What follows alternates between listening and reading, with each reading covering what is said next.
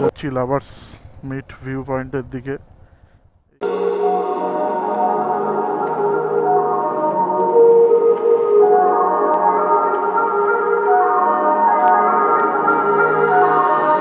গেলাম পানবুতে। পানবু থেকে এন্ট্রি থেকে 10 টাকা করে পার বাইকের এন্ট্রি দিয়ে আমরা পৌঁছে যাচ্ছি এখন পানবুতে। এই এতক্ষণ বাদে একটু লোকালয়ের দেখা পেলাম।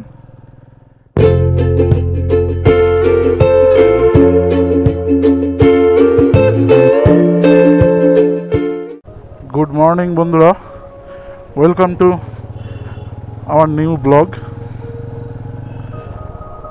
শুরু করছি আজকের জার্নিটা দাওয়াইপানির 4 কিলোমিটার পার করার পরে। আজকের সকালটা শুরু করলাম পেশক রোড দিয়ে। আমাদের প্রথম আজকের ডেস্টিনেশন লামহাটা ইকো পার্ক। যাই হোক, দাওয়াইপানির আমরা যে হোমস্টেতে ছিলাম সেই হোমস্টেটা যথেষ্ট নিচে ছিল। আমরা আন্দাজেই বুকিং নিয়েছিলাম। হোমস্টেটা খুব সুন্দর, মারাত্মক সুন্দর, কিন্তু অনেকটা নিচে হয় আর দুর্গম রাস্তা হওয়ায় আমাদের কালকে নামতে প্রচণ্ড স্ট্রাগল করতে হয়েছিল। সেই কারণে আজকে একটু ভয় ছিলাম যে কী করে পেছনে পিলিয়ন নিয়ে লাগেজ নিয়ে উপরে উঠব। তো শেষমেশ পিলিয়ন, আমার পিলিয়ন আর শিবাজিদার পিলিয়নকে একটা গাড়িতে করে আমরা উপরে পাঠিয়ে দিই।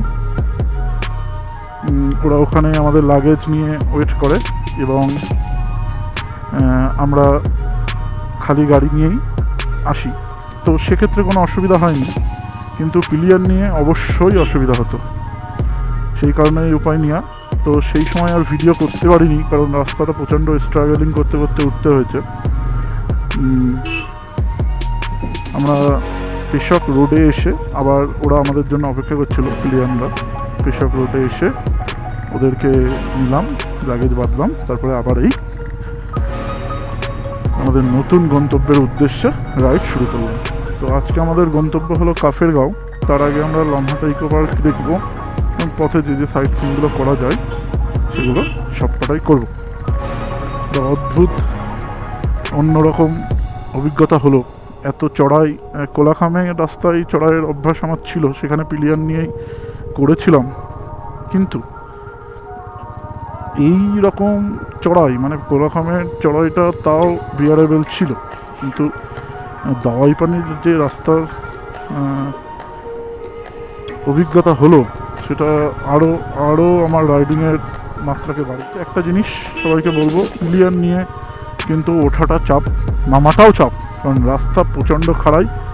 হ্যাঁ, সেই কারণে কিন্তু অসুবিধা হতে পারে। তো সকলে যারা দাওয়াইপানিতে আসবে বলে প্ল্যান করছো, আমার মনে হয় উইদাউট প্ল্যানিংয়ে পিলিয়নে আসাটাই বেটার। উইদাউট পিলিয়নে আসলে কি হবে, চাপটা কম পড়বে, গাড়িটা অনায়াসে কন্ট্রোল করতে পারবে। দেখবে তো আমরা সেসব পার করে এসেছি। এবার আমরা লামহাটার দিকে যাচ্ছি। তার পানবু দ্বারা ভিউ পয়েন্ট হয়ে তারপরে কাফেরগাঁও যাওয়ার প্ল্যান রেখেছি। তো দেখা যাক কখন কি পৌঁছায়।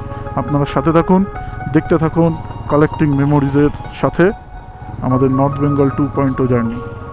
তো আমরা সেই আবার পুরোনো জায়গায় ফিরে এসেছি। এপাশে কাঞ্চনজঙ্ঘা মারাত্মকভাবে দেখা যাচ্ছে, আবার পুরো ক্রিস্টাল ক্লিয়ার। আগেরবারের মতো দেখতে না পেলেও যথেষ্ট ভালো দেখা যাচ্ছে। হ্যাঁ, এবং সুন্দর দেখা যাচ্ছে কাঞ্চনজঙ্ঘাকে। এখানে সবাই দাঁড়ায়, আগেরবারও আমরা দাঁড়িয়ে ছবি তুলেছিলাম, এইবারও দাঁড়ালাম। কেমন দেখা যাচ্ছে দেখেই নিন আপনারা কাঞ্চনজঙ্ঘাকে। আর নিচের এই পাইন বন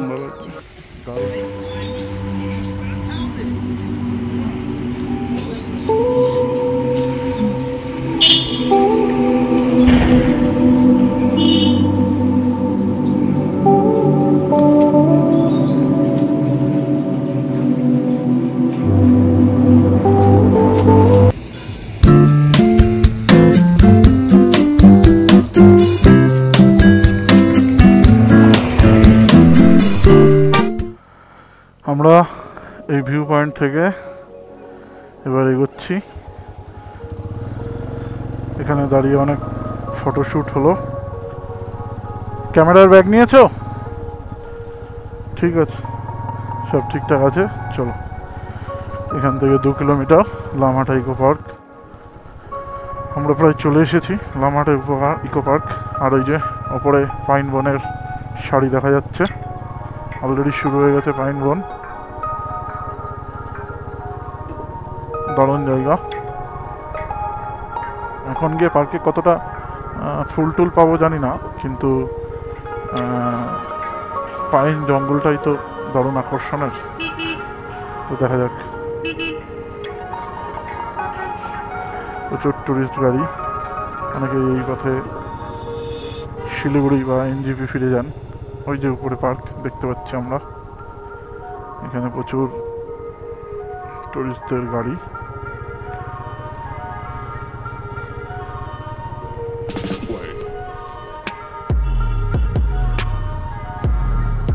পৌঁছে গেছি লামাহাটা ইকো পার্ক।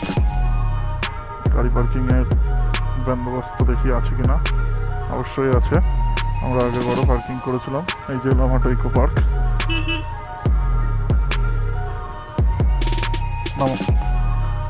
আগের বার এখানে পার্কিং করেছিলাম।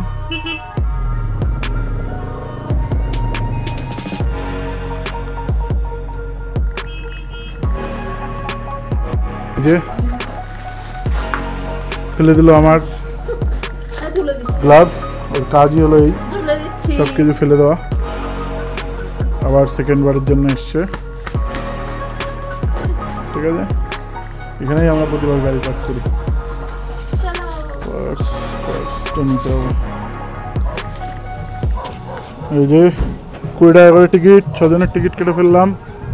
রাইডার্সরা সবাই রাইডিং গিয়ার্সেই আছে, খুলছে না এরা, প্রথমবার পড়েছে তো সবাই, এই জন্য। আর এই হলো কাউন্টার। মোটে শিবাজিরা তো রাইডিং গিয়ার্স খুলছেই না, বলছে বলছে এত টাকা দাম নিয়েছে, বলছে এত টাকা দাম নিয়েছে, কেন খুলবো। আর এই যে আমাদের বৌদি সবসময় শিবাজিরাকে বকাবকি করে চলেছে। আমরা এন্ট্রি নিচ্ছি, টিকিট লাগবে না, ক্যামেরা হয়ে যাবে। ছাই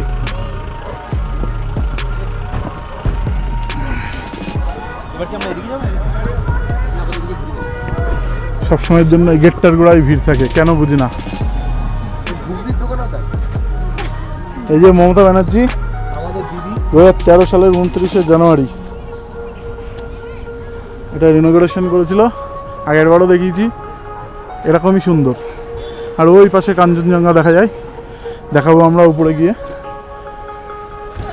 আমরা আগেও দেখেছি। কেমন শিবাজিদা পার্কটা? এই পাশের পাইন বাগানটাই যাওয়া যেতে পারে তোমার ছবি তুলতে।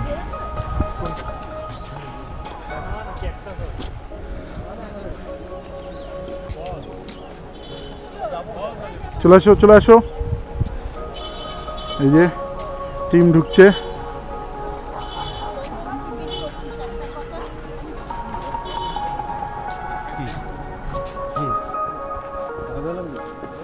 বৌদি, দ্বিতীয়বারের জন্য এসে কেমন লাগছে? ভালো লাগছে। কাঞ্চনজঙ্ঘা আবার ঢেকে গেছে মেঘে। আমরা আগের বারে এই অবধি উঠেছিলাম।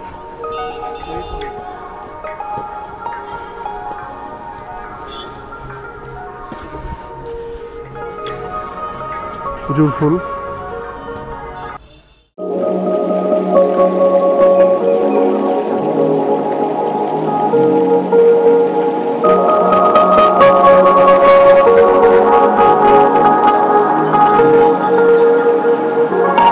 লামাহাটা ইকো পার্কে বেশ কিছু ফটোশ্যুট করলাম, আনন্দ করলাম, মজা করলাম। তারপরে এখন আবার বেরোচ্ছি। এবার আমাদের next spot lovers meet view point. Lovers meet view পয়েন্টে যাব, ওখানে একটু দাঁড়াবো, 2-4টে ছবি তুলবো, তারপরে আবার বেরিয়ে যাব পানবুদারার উদ্দেশ্যে। আজকে বেশ রোদ ঝলমলে দিন, ভালোই লাগছে। কাঞ্চনজঙ্ঘা এতক্ষণ ভিজিবল ছিল, এখন মেঘে ঢেকে গেছে। রাস্তাঘাটে এতক্ষণ গাড়ির চাপ থাকলেও এখন আস্তে আস্তে হালকা হচ্ছে। ঘড়িতে টাইম হলো 12:43। সকলের সাথে একটু শেয়ার করি, দার্জিলিংয়ের আশেপাশে যেসব অফবিট জায়গাগুলো আছে সেইগুলো সম্পর্কে যদি কোনো নতুন রাইডাররা আসতে চান বা কেউ যদি বিগিনার্স হন, তাহলে একটু চিন্তাভাবনা, একটু রুট নিয়ে পড়াশোনা যে করে তারপর অবশ্যই আসবেন। কারণ আমি দেখলাম যে কোনো অফবিট দার্জিলিংয়ের আশেপাশের সেটা হয় প্রচণ্ড ডাউনে, মানে এতটাই ডাউন যে রীতিমতো খাড়া হয়ে নামতে হয়, কিংবা একদম খাড়ায় উঁচুতে থাকে। যেমন তিনচুলে আমি আগেরবার প্রথম বাইক নিয়ে নর্থ বেঙ্গলে এসেছিলাম, প্রথমবার বাইক নিয়ে। তো তিনচুলেতে যখন প্রথম উঠছি, চড়াইটা আমার কাছে ভীষণ মারাত্মক ছিল, কিন্তু যেহেতু রাস্তা ভালো ছিল সেই কারণে আমার অসুবিধা হয়নি। ঠিক আছে, তো যারা নতুন আসবে, কিংবা আজকে যে দাওয়াই পানিতে গেলাম, সেই দাওয়াই পানিতে গিয়ে এটুকু ফিল হলো যে যারা নতুন রাইডার বা সবে সবে রাইড করছে তারা কিন্তু একটু সাবধানে অবশ্যই রাইড করবে। কারণ আমি চাই না কেউ ইন্সপায়ার হয়ে বাইক নিয়ে যাক সেখানে এবং বিপদে পড়ুক। আর ওখান থেকে কিন্তু বাইক তুলে আনাটা ভীষণ কঠিন হবে, ভীষণ কঠিন, যদি সে না পারে নিতে। সামনের পাহাড়টা কি লাগছে। আমরা এখন পেশক টি গার্ডেনের মধ্যে দিয়ে যাচ্ছি। সামনে একটা ভিউ পয়েন্ট আছে, যদি যেতে চাও যেতে পারবে। একটু দেখি আনি সবাইকে, আমি কোনোদিন আসিনি। হ্যাঁ, সুন্দর ভিউ। হ্যাঁ, দেখা যাক। তো বন্ধুরা, আমরা পেশক টি গার্ডেনে কিছুটা সময় কাটিয়ে চা খেলাম। ওখানে একটা চায়ের ছোট্ট দোকান ছিল, আর ভিউ পয়েন্ট ছিল, সেখান থেকে চাটা খেয়ে এবার যাচ্ছি লাভার্স মিট ভিউ পয়েন্টের দিকে। এই সেই শাল গাছ ভরা জঙ্গলে মধ্যে দিয়ে ছায়া ভরা রাস্তা। আগেও এসেছি এই রাস্তায়, বেশ ভালোই লাগে এই জায়গাটা। দার্জিলিং শহর থেকে নিচে নেমে আসার ফলে টেম্পারেচারটা অনেকটা বেড়ে গেছে।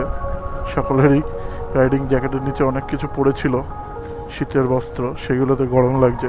শুধুমাত্র আমিই পড়িনি, কারণ আমি তো জানি এটা হতে পারে। আর আজকে বেশ রৌদ্রোজ্জ্বল দিন, তাতে প্রয়োজন হবে না। তো আমরা এই যে দেখা যাচ্ছে lovers meet view point.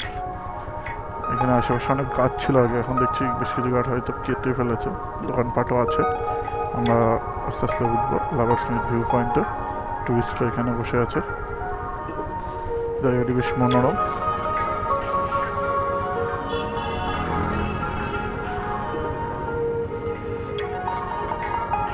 View পয়েন্টে রাইড করে চলে এসেছি।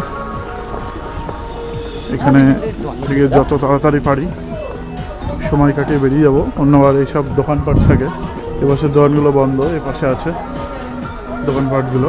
আর এই যে সামনে তিস্তা নদী আর রঙ্গিত নদীর একটা অপূর্ব মেলবন্ধন। ওই যে নিচে রিভার রাফটিং হচ্ছে।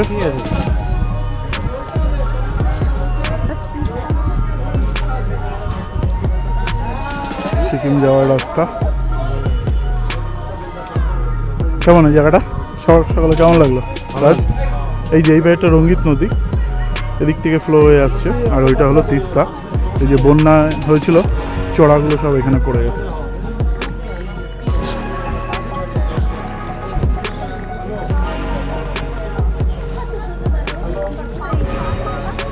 দুপাশেই ছিল।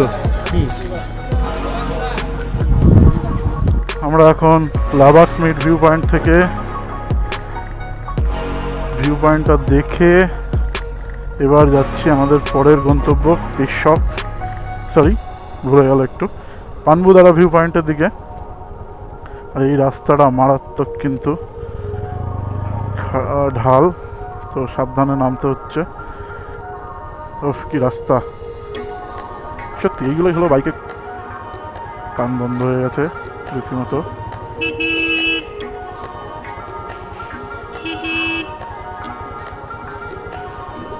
কি টান! এই রাস্তাটার ভিডিও করবো অনেক দিনের ইচ্ছা ছিল, আগের বার পুরোটা করতে পারিনি, সেই কারণেই আজকে আসা এই রাস্তা দিয়ে। অবশ্যই এই রাস্তা দিয়েই আসতে হতো,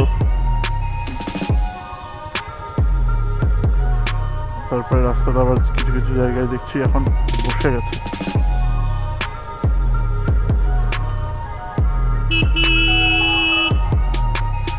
গাড়ি আসছে, তাই একটু সাবধানে নামতে হচ্ছে।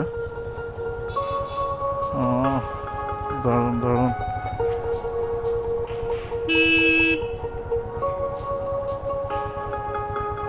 এখানে একটা জায়গা আছে, একটা টানেল মতো, মানে ছোট্ট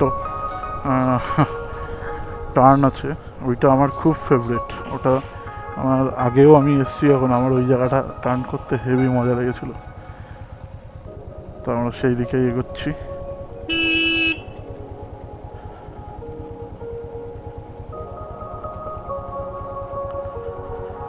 আমরা অনেকটাই নেমে এসেছি, প্রায় পুরোটাই, আমরা প্রায় তিস্তার লেভেলে এক্ষুনি চলে আসবো। এখান থেকে পানবুদারা ভিউ পয়েন্ট দেখাচ্ছে প্রায় 40 কিলোমিটার। এই যে এই জায়গাটার কথা বলছিলাম, উপর থেকে রাস্তাটা আসে।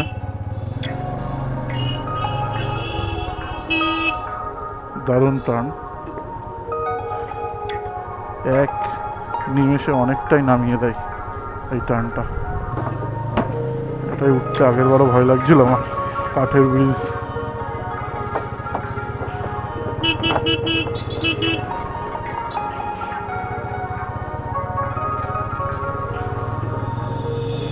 এখানে রিভার রাফটিংয়ের কথা বলছিল, যেটা আমরা করব না, কারণ করার সময় নেই এবং আমার ওটা পছন্দও না। তবে করব, আজ না কাল করব।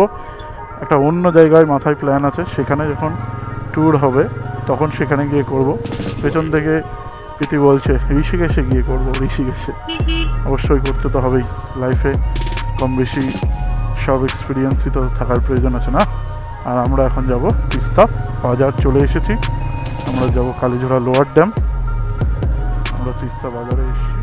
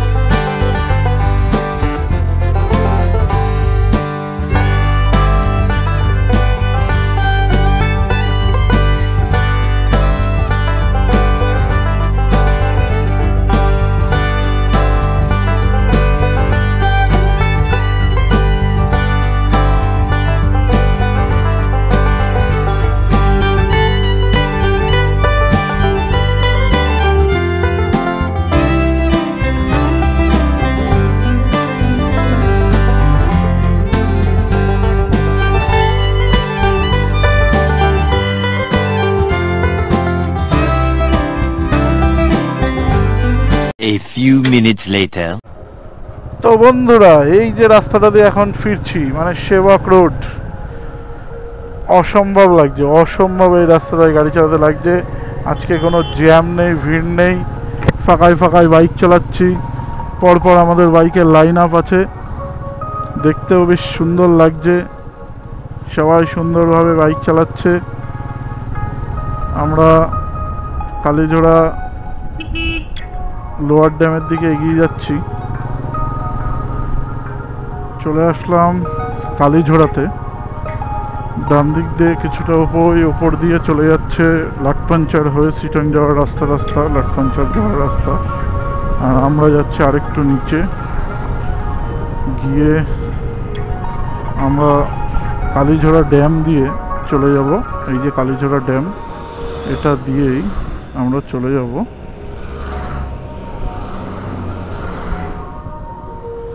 কালীঝোড়া ড্যাম দিয়ে আমরা চলে যাব আজকে আমাদের পরের গন্তব্য পানবুদারা ভিউ পয়েন্ট। পানবুদারা ভিউ পয়েন্ট থেকে আমরা চলে যাব কাফের গাঁও। 1 hour later.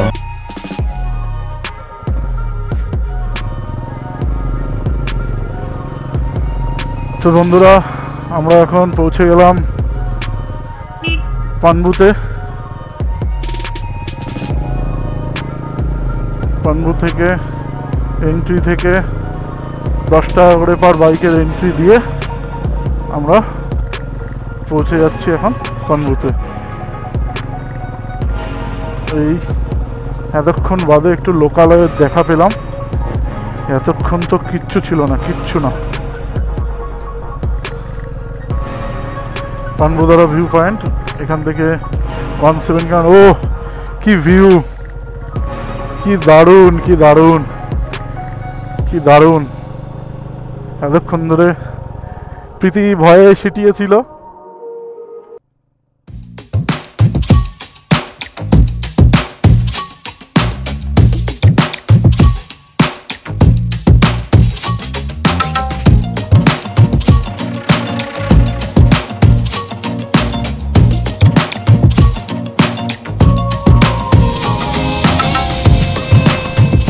চড়াই অনেকটা কমে গেছে, কারণ আমরা অনেকটা টপে এসে গেছি এবং মনে হচ্ছে আমরা ভিউ পয়েন্টেও এসে গেছি। হ্যাঁ, আর 500 মিটার দেখাচ্ছে এবং দোকানপাট ভিউ পয়েন্টগুলো দেখাচ্ছে, তবে আকাশে মেঘলা, মনে হয় না কিছু দেখতে পারবো। হ্যাঁ, চলে এসেছি পানবুদারা ভিউ পয়েন্টে।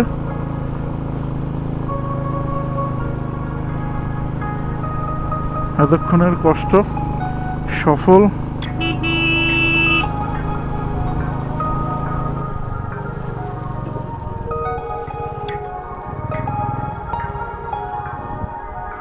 ভিউ পয়েন্টের পাশেই এই মহাদেবের মন্দিরটি আছে।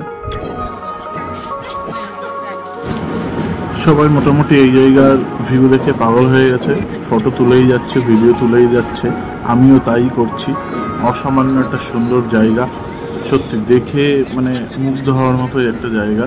দূরে তিস্তার ভিউ দেখা যাচ্ছে, অসামান্য অসামান্য ভিউ। আর এই ভিউ পয়েন্টের পিছন দিকটাতেই কিন্তু কাঞ্চনজঙ্ঘা পুরো 360 ডিগ্রি দেখা যায়, কিন্তু আজকে মেঘলা বলে সেটা দেখা যাচ্ছে না।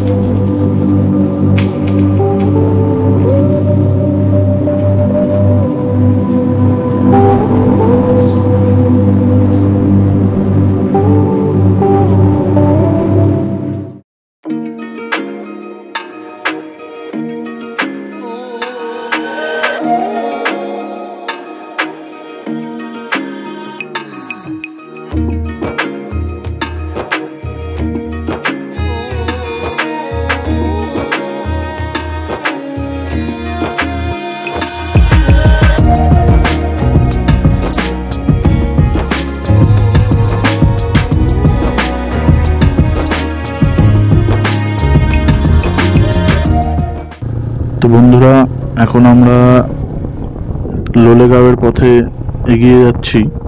এটা খুব সুন্দর রাস্তা দিয়ে আমরা এগোচ্ছি। এতক্ষণ ভিডিও রেকর্ড করতে পারিনি, চার্জ ফুরিয়ে গিয়েছিল তাই। আমরা পানবুদারা ভিউ পয়েন্ট থেকে বেরিয়ে চারখোল গ্রামটাও ভিজিট করেছি। খুব সুন্দর একটি গ্রাম ছিল চারখোল গ্রাম, সেটি দেখে আমরা এই বাগুড়া রোডে এসে পৌঁছেছি। অসামান্য সুন্দর একটা রাস্তা। তো আমরা এই পথে এগিয়ে যাব। আমরা লোলেগাঁও যাব, লোলেগাঁও থেকে বাঁদিকে নেমে যাব একটি রাস্তা যেটি কাফের গাঁও। তো আমাদের গন্তব্য এখন কাফের গাঁও।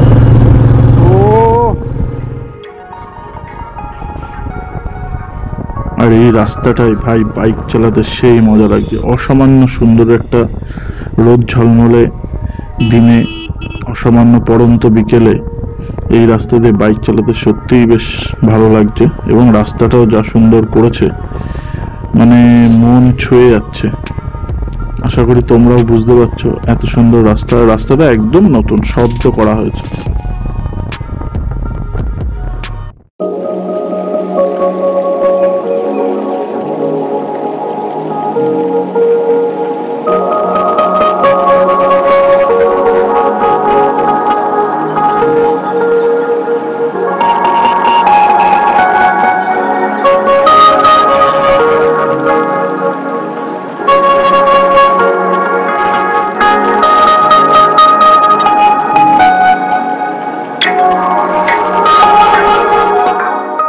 One hour later. মোবাইলটা অফ হয়ে গেছে, সেই কারণে যেতে পারছি না। এবার দুজনকে মনে হচ্ছে ইংরেজ। ওয়াও, সেরা সেরা।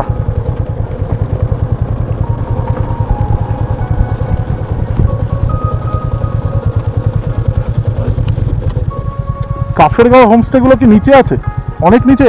একটু নিচের দিকে যান, দিয়ে পর দেখবেন একটা বোর্ড আছে। হ্যাঁ, কোন হোমস্টেতে যাবেন? আমাদের হোমস্টে বুকিং নেই, আমরা সবাই আসলাম এখানে ঘুরতে ঘুরতে, এখানে স্টে করবো ঠিক করলাম। ফের হচ্ছে গ্রিন ভ্যালিতে যেতে হবে, গ্রিন ভ্যালি হোমস্টে। চলো দেখি। আচ্ছা ফোন, এই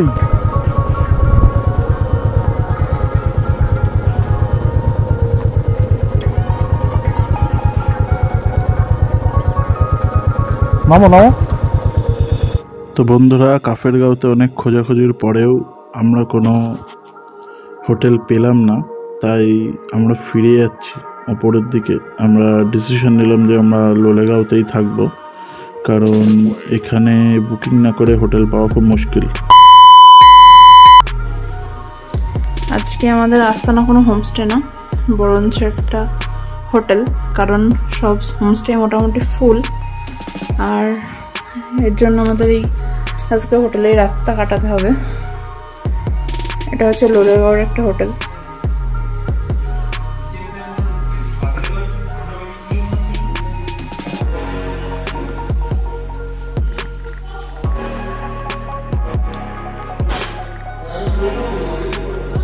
বসেছি, এই অনেক কিছুই আছে, যেমন ভাত, ডাল, ঝুরঝুরে আলু ভাজা, বাঁধাকপির তরকারি আলু দিয়ে, সরি ফুলকপির তরকারি আলু দিয়ে, মাইনেস্টেক, আর এটা হচ্ছে ডিম, আর সাথে আছে দাদা পাপড় দিচ্ছে এখন, আর স্যালাড।